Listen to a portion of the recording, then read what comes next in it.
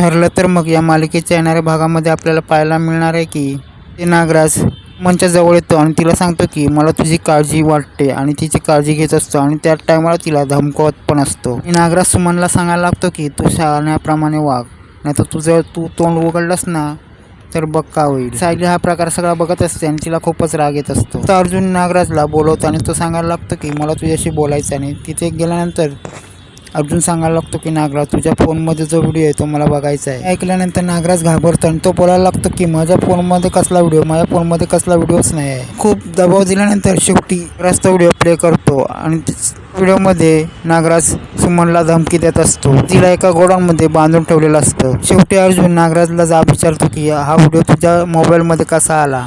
शेवटी नागराज बोलायला लागतो की मला कल्पना नव्हती का हा व्हिडिओ माझ्या फोनमध्ये आहे. शेवटी अर्जुन त्याला सांगायला लागतो की बस कर तुझी नाटकं, तुझं आता भांडं फुटलेलं आहे आणि तूच सुमनला दाबून ठेवलं होतंस.